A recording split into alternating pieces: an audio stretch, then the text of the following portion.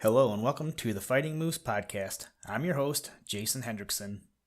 In today's episode, I continue the saga of Robinson Crusoe as I retell the story of Robinson Crusoe's first home on the island, written by Daniel Dafoe. If you have any ideas for a story, would like to narrate a story, have any feedback, or would just like to say hi, please head over to our website, www.thefightingmoose.com, or our Facebook page. The link is included on the website, and drop me a line. I'd love to hear from you. Now, let's turn to today's story. I hope you enjoy. Let's begin.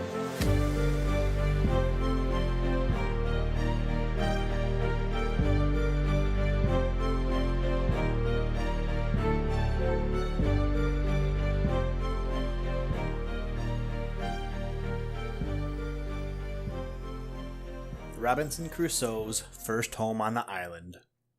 I now gave over any more thoughts of the ship, or of anything out of her, except what might drive on shore from her wreck, as indeed divers pieces of her afterwards did, but those things were of small use to me. My thoughts were now wholly employed about securing myself against either savages, if any should appear, or wild beasts, if any were in the island, and I had many thoughts of the method how to do this, and what kind of dwelling to make, whether I should make me a cave in the earth, or a tent upon the earth, and, in short, I resolved upon both, the manner and description of which it may not be improper to give an account of. I soon found the place I was in was not for my settlement, particularly because it was upon a low moorish ground near the sea, and I believed would not be wholesome, and more particularly because there was no fresh water near it. So I resolved to find a more healthy and more convenient spot of ground. I consulted several things in my situation, which I found would be proper for me. First, health and fresh water, I just now mentioned. Secondly, shelter from the heat of the sun. Thirdly, security from ravenous creatures, whether men or beasts. Fourthly, a view to the sea, that if God sent any ship in sight, I might not lose any advantage for my deliverance, of which I was not to banish all my expectation yet. In search of a place proper for this, I found a little plain on the side of a rising hill, whose front towards this little plain was steep as a house side, so that nothing could come down upon me from the top. On the side of this rock there was a hollow place, worn a little way in, like the entrance or door of a cave, but there was not really any cave or way into the rock at all. On the flat of the green, just before this hollow place, I resolved to pitch my tent. This plain was not above 100 yards broad, and about twice as long, and lay like a green before my door, and at the end of it descended irregularly every way down into the low grounds by the seaside. It was on the north-northwest side of the hill, so that I was sheltered from the heat every day till it came to a west and by south sun, or thereabouts, which in those countries is near the setting. Before I set up my tent, I drew a half circle before the hollow place, which took in about 10 yards in its semi-diameter from the rock, and 20 yards in its diameter from its beginning and ending. In this half circle, I pitched 2 rows of strong stakes, driving them into the ground till they stood very firm like piles, the biggest end being out of the ground about 5 feet and a half, and sharpened on the top. The 2 rows did not stand above 6 inches from one another. Then I took the pieces of cable which I had cut in the ship, and laid them in rows one upon another, within the circle, between these 2 rows of stakes, up to the top, placing other stakes on the inside leaning against them, about 2 feet and a half high, like a spur to a post, and this fence was so strong that neither man nor beast could get into it or over it. This cost me a great deal of time and labor, especially to cut the piles in the woods, bringing them to the place and drive them into the earth. The entrance into this place I made to be not by a door, but by a short ladder to go over the top, which ladder, when I was in, I lifted over after me, and so I was completely fenced in and fortified, as I thought, from all the world, and consequently slept secure in the night, which otherwise I could not have done, though, as it appeared afterward, there was no need of all this caution from the enemies which I apprehended danger from.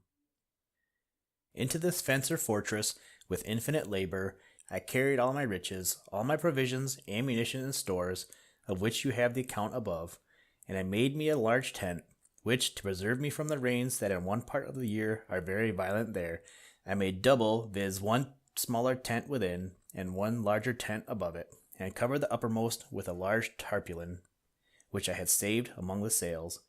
And now I lay no more for a while in the bed which I had brought on shore, but in a hammock, which was indeed a very good one, and belonged to the mate of the ship. Into this tent I brought all my provisions, and everything that would spoil by the wet, and having thus enclosed all my goods, I made up the entrance which, till now, I had left open, and so passed and repassed, as I said, by a short ladder. When I had done this, I began to work my way into the rock, and bringing all the earth and stones that I dug down out through my tent, I laid them up within my fence in the nature of a terrace, so that it raised the ground within about 1.5 feet, and thus I made me a cave just behind my tent, which served me like a cellar to my house.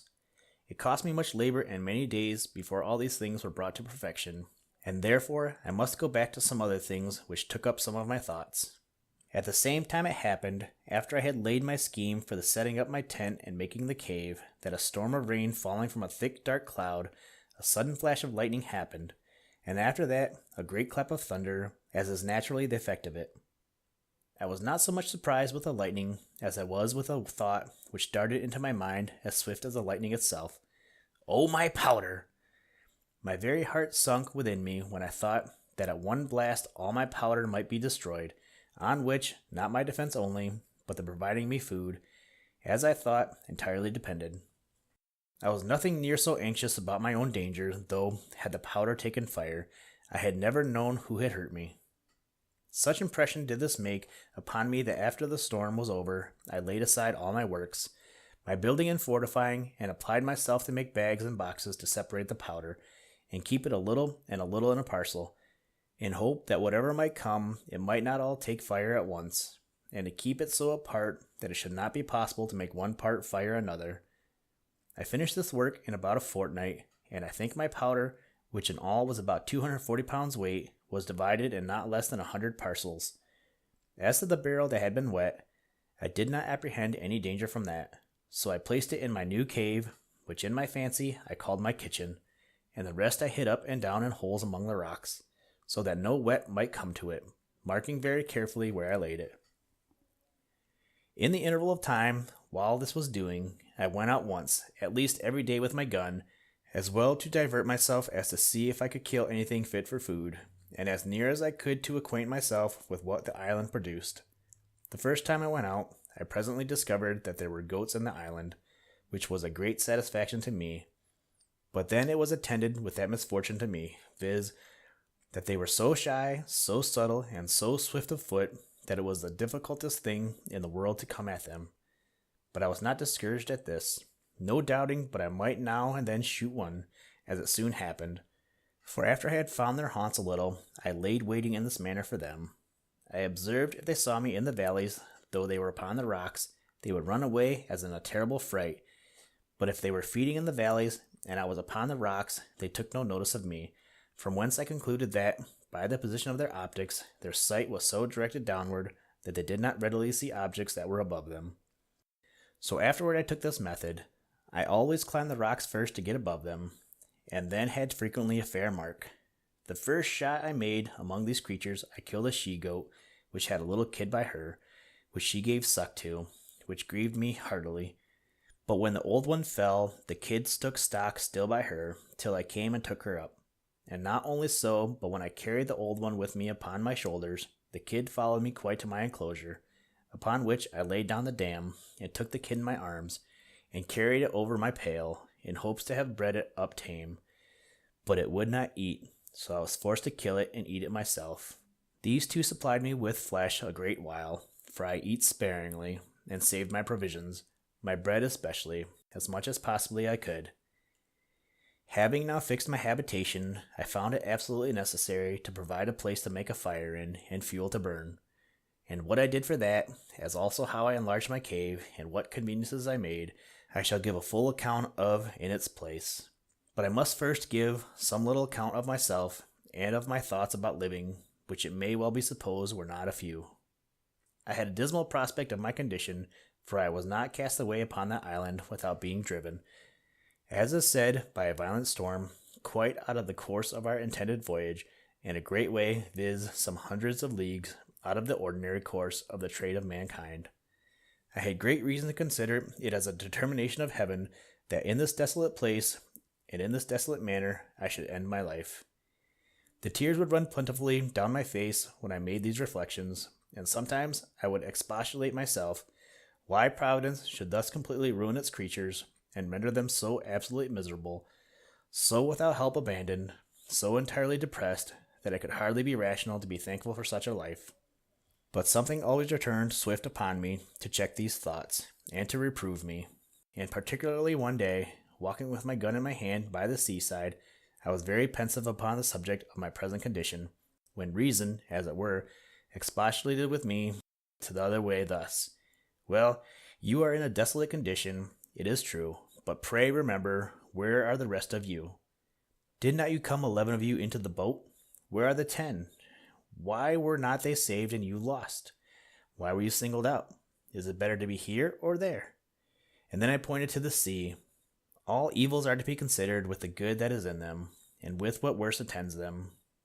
Then it occurred to me again how well I was furnished for my subsistence, and what would have been my case if it had not happened, which was 100,000 to 1, that the ship floated from the place where she first struck, and was driven so near to the shore that I had time to get all these things out of her.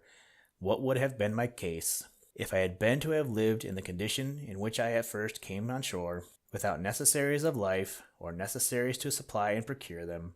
Particularly, said I aloud, though to myself, what should I have done without a gun, without ammunition, without any tools to make anything, or to work with, without clothes, bedding, a tent, or any manner of covering? And that now I had all these to a sufficient quantity, and was in a fair way to provide myself in such a manner as to live without my gun when my ammunition was spent, so that I had a tolerable view of subsisting without any want as long as I lived, for I considered from the beginning how I would provide for the accidents that might happen, and for the time that was to come, even not only after my ammunition should be spent, but even after my health or strength should decay. I confess I had not entertained any notion of my ammunition being destroyed at one blast. I mean, my powder being blown up by lightning, and this made the thoughts of it so surprising to me when it lightened and thundered as I observed just now.